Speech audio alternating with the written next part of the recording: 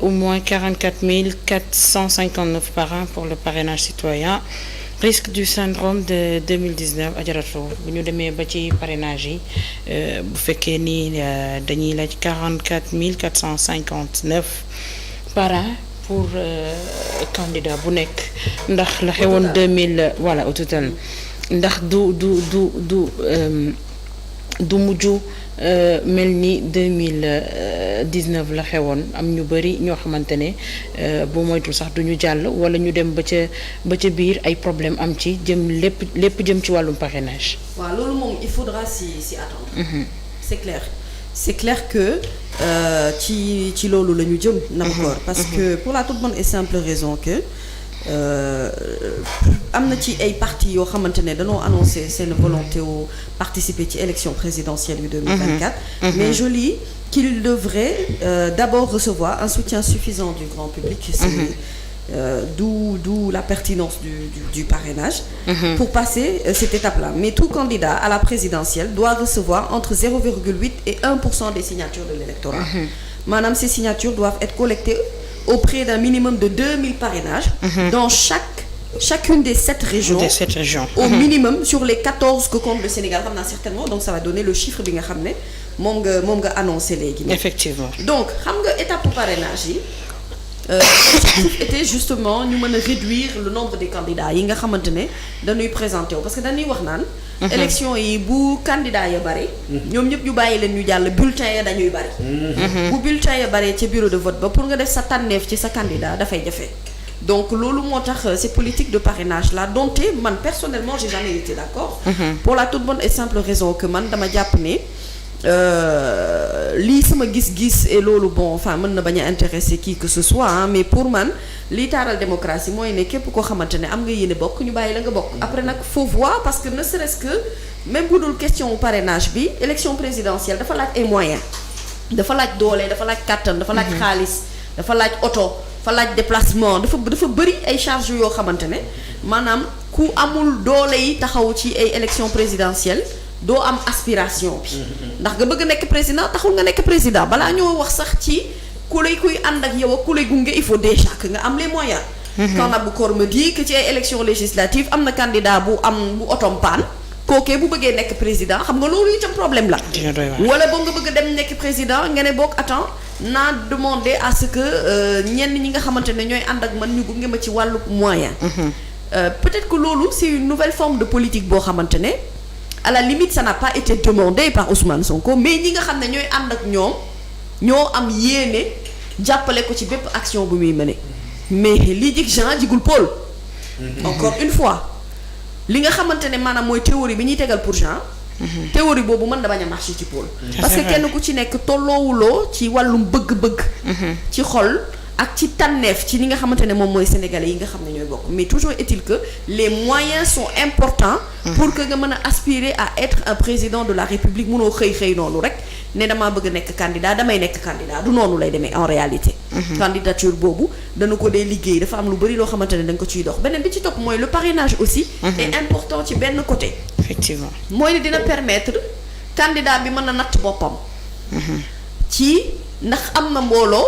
buy ànd ak moom ci candidature bi nga xamante ne moom lay déposer. Mais ci parrainage yi da nga fiy gis koo xamante ne Ngalla day nekk candidat. bi tey àndul ak Ngalla de waaye bi tey sax mën naa bañ a xam yëf yi ni mu demee mais ñi ànd ak Ngalla kan mën nañu ñëw ne ko ñun kan dañoo soxla sa carte d'identité. pour nga remplir ci liste nangam su ko defee yow nga joxe te du xam ne maanaam boo xësee ba parrainer Ngalla yow mënatuloo parrainer keneen. Donc parfois défaut de communication da ciy am ci ñi nga xamante ni itam yeewu nañu ci loolu kii doon seen tànneef doonub seenub candidat dara munoo wax dara ci àdduna luy war a mën a tax ñuy jël seen carte d'identité di la ko jox alors que ànduñu ak yow te loolu ñu bari yeewu nañ ci te li tax ñu yeewu ci mooy justement l'histoire de la politique sénégalaise ci parrainage bi ni ñu ko dundee woon ci 2019 yee nañu bari ci ni nga xamante ne moom mooy position bi ñu war a am ren parce que dund nañu expérience bi ba pare et jur na coow lu bari. y a eu beaucoup d'acteurs politiques ñu nekk ci wàllum politique bi Oustaz Diaga xam na lu may wax ñoo xam ne dëgg-dëgg ñoom parrainage bi la couleur dañ ciy mënul dara waaye nekkul lu nu nangu. le concept ci ni ñu ko defalee tout simplement parce que barrage la en vérité am na ay candidats yu bëri yu déclaré yoo xamante ne Nabou Cor li wóor ba wóor mooy duñu jàll parrainage. loolu dafa leer. surtout que am na ñoo xamante ne duñu dem parrainage parce que li tukkee ci dialogue bi bokk na ci boo amee 13 députés wala lu ko ëpp doo jaar ci wàllum parrainage waaye ñi ci des on dirait que ñi nga xamante ne ajaratu dañoo demoon ci dialogue bi ils se sont arrangés pour bañ a jàll ci mbirum phase parrainage mais ñi nga xamante ne dañu bëgg jiite réew mi ëllëg te amuñu sax benn député bay dem benn député assemblée faaw ñu jaar parrainage mais ñooñu nan la ñuy def pour mën a yegg ci élection yi est-ce que gënul woon aussi pour avancer ci wàllum démocratie ñu supprimer woon parrainage bi ba ku bëgg a bokk man loolu moo nekk sama conviction personnelle loolu moo nekk suma gëm-gëm su ma sañoon parrainage du exister tout simplement je l'ai dit mais comme li nga xamante ne itam xam naa pour des soucis d'organisation de c'est parce que aussi Nabou Cor ni ma gëmee ne dëgg la parrainage dañ ko war a éliminer noonu itam laa leen di accorder benn fait mooy ne dañuy gis mu ay élection taxawee kenn ku ci nekk maanaam da ngay samp sa ndënd ne da nga bëgg a nekk candidat alors que amuloo histoire politique amoo base politique effectivement te itam ces questions de base là il faut qu'on le règle parce que bu ñu nee benn candidat par exemple moo dëkk Pikine base am Pikine la ne waaye mais Dakar ak Sénégal yamul Pikine aujourd'hui ce qui se passe par exemple au niveau de Benno Bokk Yaakaar le président de la République Macky Sall avant muy jël li nga xamante ne moom mooy présidence de la République bi il a eu le temps mu dugg ci biir goxaat yi dugg ci biir dëkk yi wër partout voilà def benn travail de base boo xamante ne moo nekkoon nit ñi xam ko xëy na peut-être bàyyi ko xel ci élection yi ñu jëm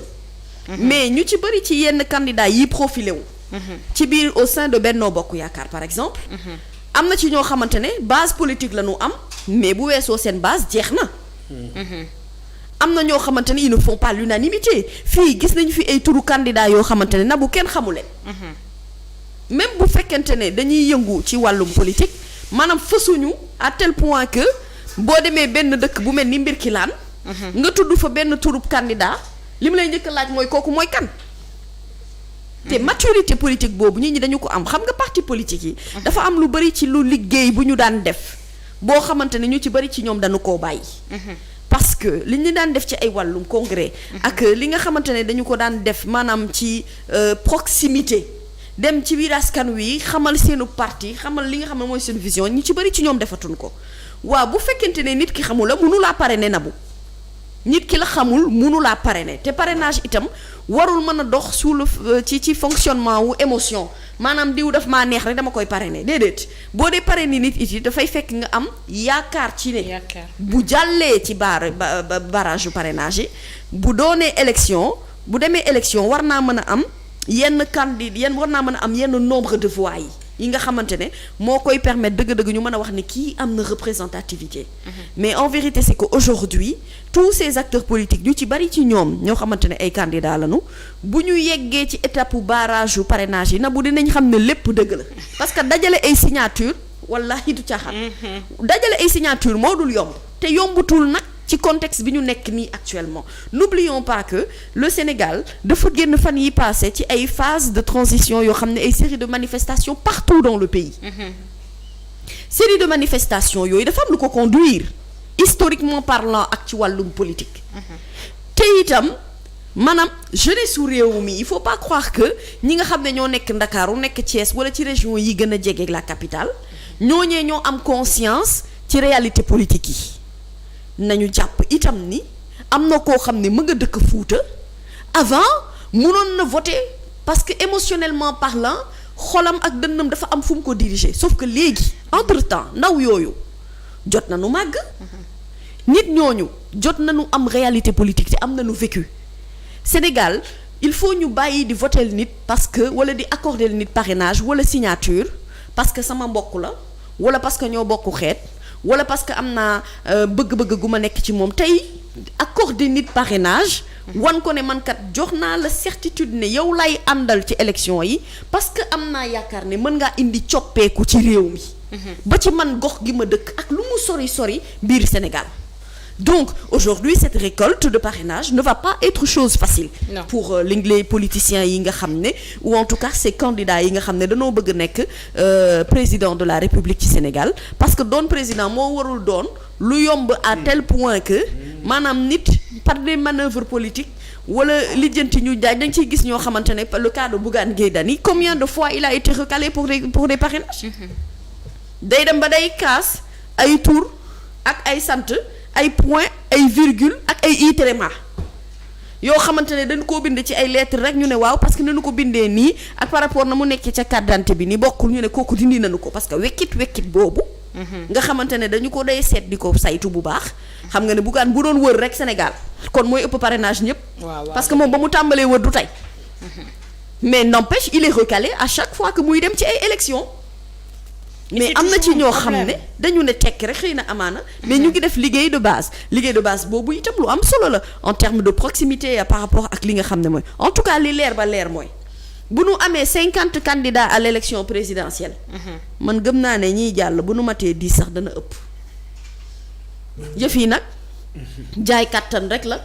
wane position boo xamante ne am nga ko te réalité politique nag malheureusement dafa am nag ci Sénégal ci looloo ci neex mooy ne politique bi fu mu nekk ni coow li lu muy bari ak wax ji lu muy bari ku ci nekk am nga sa tànneefu xol boo xam ne benn candidat mënta fëxee fenn ci àdduna ñëw mu déggeew ko anglais déggeew ko tubaab maîtriser wu ko wolof ba yow nga war a mën a jël sa tànneef viser ko ci keneen y'a qu'à voir li nga xamante ne moom mooy les sondages qui se dessinent pour comprendre naturellement que comme je l'ai dit il y a un top 5 boo xam ne dina difficile pour nit ñi génn ci top 5 boobu bu amee ñeneen ñu cër ci toftalu itam du doon ñu bari waaye nag qui peut toujours tenter n'a qu'à tenter pour voir si dina mën a jàll ci barrage parrainage yi boo paree ci parrainage yi conseil constitutionnel itam mu ngi lay xaar bu ko fàtte. waaye tamit nag y a beaucoup de barrages yoo xam ne war nga ko franchir avant nga yeew nekk candidat dëggantaan di wër Sénégal loolu tamit c'est un problème mais problème mu parrainage yi loo xamante ne à chaque fois dañuy ñëw di ci wax di répété waat tout le temps te mënuñ ci trouver solution yaa Seydi ndax tamit ñu jéemoon ko supprimer rek gënul woon ba ku bëgg a bokk. xam nga lépp nag ci mi ngi def par ci calcul politique. xam nga boo nekkee réew. da nga naan waaw nañ def nangam mais boo ci toogee da nga naan nu ma fexe ba faluwaat. kon da ngay nangul rek ku bëgg rek parti rek mu ne autoli ko récépissé fekk biir këram biir njabootam sax duñ ko wooteel. dëgg la. xam nga man def naa wër naa Sénégal ay yoon président Macky Sall mi def naa ba ñuy ànd nekk ministre de l'intérieur xam nga mi ngi jàng ci PDS. secteur yi section fédération xam nga loolu dafa moo am importance. soo gisee secteur mooy téeméeri nit ngeen seen gaa daan toog. jóge secteur yaa ngi jëm section. section yaa ngi jëm fédération congrès. loolu moo tax parti yi mag yi boo gisee du ñu am problème parce que. tey jii moom masan tey Abdoulaye Wade mooy yónnoon Touba moo leen Touba mais avant Touba damay woote responsable jeunes ya fa nekk mooy jiite fédération ba nekk ñi ngi ñëw kooku daal di woote pàcc yi bu ñu ñëw ñoom kenn jël parole mais dañu naan jël feuille bi ne diw moo fi toogal diw ci dëkk sàngam bi maanaa parrainage dafa mel ne ñi bëgg nekk présidence dafa mel ne amuñu mbokk ngeen baal maax du ñëpp nag xam nga sëñ bi wër Sénégal rek doy na sëkk coono Sénégal yi nag am nañ teggin mooy wax ak ñoom dañ la déglu. mais boo dem dañ lay parrainer. waaw boo demee dañ naan waa mi kii kan la xam nga kii nag kan la wóoruwu la mais wóoruwu la am na ñoo xam ne dañuy wut parrainage wala ñuy bokk présidentielle ndax kii ñëw ëllëg boole leen ci. moo xam direction la moo xam ambassadeur la mais loolu daf ci nekk nag. sañ-sañ yooyu ñu sidaate moo tax ñuy kii parce que xam nga nag boo dugal sa 30 millions boo amul benn taux bi da nga ko ñàkk mais non am na fu mu ko dabi. ndax nag siiw na ci national et international. mais bu ñu doon xool rek ne tey ci yoon ku amatul ñetti député waxo sa juróom ñetti rek dootoo bokk kon ñu bokk du bëri de. dëgg la bi maanaam et puis nag mais dama ne carburant bi et puis nag foo dem nag da nga fa yóbbu jox ay bâche ay sonorisation. ba pare sëriñ boo dem fekk jox ko enveloppe bu ñu ne ko réew mi mais problème bi moo tey. dafa nekkoon tey écran géant am ku ci ne indi sa programme ñu ne dégg la déglu. très important. waaw bu ñu nee ba ca cat la nag ñaari leader yu mag yi wala ñett ñi kon ñu toog laaj la ci côté koom-koom côté mbay mi côté santé. côté l'environnement côté pauvreté surtout xale yu ndaw yi. nit ñi nag loolu la moo tax ma ne électeurs yi souvent ñi ëpp ñu ngi ci kër yi toog. mais ba tax ban produit la ñu xool ba produit boo xam ne bii indi nga leen lu dal seen xel. waaye topp mos ñu jox jaay ñoo rek waaw diw la et puis attention. monsieur le président maa ngi di gërëm di la ñaanal yàlla ba nga jeexal ci jàmm waaye nag diw laa fi teg ndax xam nañ ko ndax miin nañ ko ndax am na xam-xam. ndax wóoru nañ ko. kon président daal du lu ndaw du quartier du affaire mairie du affaire honorable mais c'est l'état segment yu état yooyu nag mooy que ne ñun ci boppam waratuñu tey le Sénégal ci ay erreur. salaamaaleykum wa rahmatullahi wa barakatu. jërëjëf yaa Seydi en tout cas problème parrainage yi li ma mi wax rek ci am de waaye oustaz nee na am na ñoo xamante ne ci suñu biir kër sax duñ leen wotee. loolu ak a leer xam nga te loolu dara gënu koo metti am na candidat yoo xam ne ni mu ko waxee dëgg la seen biir kër duñ leen voteel bu dee société entreprise waa entreprise ba duñ la voteel. ñu waxante dëgg. te loolu nag moom xam nga sondage moom mënu koo weesu. fi nga dëkk bu la leeree ne yow mii xoolal bu ñoom bu ñu wéetee kese bu doo yow donc képp. wallaay doo fal wala nga jiite ab bërëb ñooñu itam du ñu la fal parce que ñooñu dañuy xool ci yow loo xamante ne ñi la sori mënuñu koo gis. ki la fréquenté ba xam la xam sa jikko. kookee wax dëgg yàlla bu fekkente ne nii lu ñuy natt la rek ci wàllum jàppale wàllum ndimbal ci wàllum jikko ak wàllum comportement ndax président dafa am qualité yu bari yoo xamante ne daf ko war a wundu pour que ñu war koo mën a fal. du rek question ne dangaa mën a wax ci wàllum politique loolu moo war a mën a tax ñu fal la dafa am ay jikko yu important mën a fàtte sa bopp ci la bokk. loolu sax nag mooy numéro 1 nag. te nous on rêve de ça d'un président boo xamante ne il va venir s'oublier lui-même et travailler pour les autres. loolu c'est hyper important parce que ñun vraiment depuis Senghor ba léegi maanaam profil bi dafa différent wul torop dañuy tanante rek nii ci ay points. mais en vérité on vit la même histoire politique il faut que loolu nag mu changer il faut que ça change. Et voilà parce c'est que ça. tout le temps li am mooy amaat te finalement du gis un grand changement ci beneen gouvernement boo xamante ni dina fi toog parce que du am écart parce que bu fekkee ne tey kii daf fiy jógee def dara mais keneen bu ñëwee mu am benn changement boo xamante ne di nga ko mën a nemmeeku mais du am toujours dañuy jiital des calculs dañuy jiital calcul politique bi ndax wàllum parrainage ajaratu nañu waxante dëgg tey candidats yi bañ a bëri nag à qui ça profite. mais ça ne profite à personne. si ça profite au parti au pouvoir ki nga xamante ne actuellement moo nekk ci nguur gi te ba pare si parce que ñu ci ëpp la plupart du temps tey boo gisee deuxième tour bu ñu demee ba deuxième tour bu coalition di am rek ci opposition lay amee lu ci ëpp ça dépend hein. Pour man ça dépend de la maturité du peuple qui fait le vote. Pour man ça dépend de ça. Le fait est que ici en Afrique kaay ma wax la si tu as un président boo xamante ne sur le plan juridique war na mën a présenter wu de deux sur le plan de son bilan askan wi satisfaire nañu ci par rapport ak moom li muy teg ak li muy liggéey kookee bu demaatee ci ay élections laa wax mën na am kattan ak doole bu faluwaat sans pour autant problème am na aussi dans l'histoire africaine des chefs d'État yoo xamante ne ni neex naqari dañuy jàll parce que benn système électoral ba baaxul nañu ko tegee baaxul beneen ba ca topp mooy askan wa dañuy ragal a sax ŋaang ki ragal a ŋaang nag kooku moom fu mu la nee fii laa bëgg di tànn foofu ngay tànn te y a des chefs d'État ici en Afrique yoo xamante ne ni en fait en réalité peuple bi du peuple bu souverain en vrai mais si c'est un État démocratique Nabou et que le peuple en réalité moo war a am choix wu tànn ki ko neex par rapport ak li nga xam ne jot na ko dund ak li mu bëgg a dundi ëllëg la donne peut changer man ñu bëri dama leen di dégg ñu naan Sénégal fii kenn mënul gagner élection au premier tour pourquoi c'est basé sur quoi sur un fichier électoral wala c'est basé tout simplement sur la base de kii dafa nekk parti au pouvoir forcément moom dafa war a soit ex aequo wala boog ñu toll foo xamante ne dañoo war a mën a dem deuxième tour mais peuple bi mën na effectuer benn vote sanction boo xamante ne dafay automatique par le biais des urnes loolu dafay fekk rek ne mu nekk un vote massif mu bañ a am vote boo xamante ne nii day bëri abstention tëdd sa kër yaakaar ne benn voix boobu nga bañ a yóbbute benn voix boobu mën a changer lu bari sur le ci donne bi mën war naa mën a tax nga ne man daal yëf yi ni mu daan demee lay demee jarul may sonn mais léegi nag yow seetlu ko ci local yi nga xool ko ci législative yi dëgg la am na ay taux d'abstention c'est vrai mais il y a aussi une grande participation des électeurs te gëm naa ne ci élection présidentielle yii candidats yi war a bokk yi bu nu bokkee nabu yuuxu mën naa jug fu ñu ko foogeewul nag.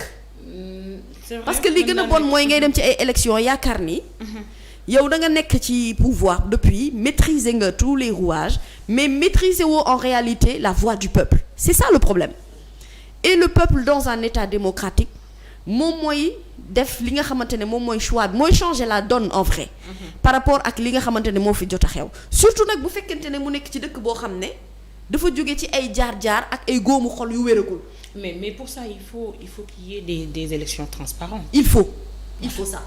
Tu as raison. Il faut que tout soit bien fait au niveau de l'organisation des élections, au niveau du fichier électoral. Il faut que nit ñi mën a dem retirer seen ay cartes d'électeur, il faut qu'il y ait une participation massive, il faut que mu am transparence par rapport ak élections yi. Mais aujourd'hui toutes ces organisations yi ñëw daan dañuy ay CEDEAO ñoom ban njëriñ la ñu am en vrai. bu ñu amoon njëriñ yenn pays africains yi du ñu am yenn difficultés yi par rapport à des élections en Afrique. La donne peut changer avec la nouvelle mentalité africaine et la jeunesse africaine bi nga xamante ne gis-gisam dafay changer ak dafay wute ci lu bari. maanaam politique mooy poker mën a goo xam fuy mujjee tant que jeu bi jeexul. rek loolu rek la jeu de dame la rek da ngay teg roi teg reine léegi nag ki la gën a mën a jouer ci xel kooku moo la gën a mën a gagner li nga xamante ne moom mooy parti bi jusqu'au bout. Et ça il faut beaucoup de sérénité. Il faut des institutions fortes comme tu dis. Il faut également ñu organiser des élections libres et transparentes. Il faut ay participation massive de la population. Et respecter surtout le choix des urnes par rapport ak li askan wi bëgg. Maintenant bu deuxième tour amee on verra que ce sera dans le cycle normal parce que fii Sénégal en tout cas gëmuma fekkewu ma jamonoy Senghor bi Oustaz Diaga waaye gëmuma ne am na benn président bu fi gagné fii élection au premier tour direct. bëreegul la plupart du temps on est habitué à cette culture de vote fii au Sénégal mais ça ne veut pas pour autant dire que ça ne peut pas changer. Il faut jamais dire jamais dans la vie. D'accord jërëjëf Adjaratou alors ñu ñëw ci deuxième et dernier point bi disparition d'embarcation en haute mer.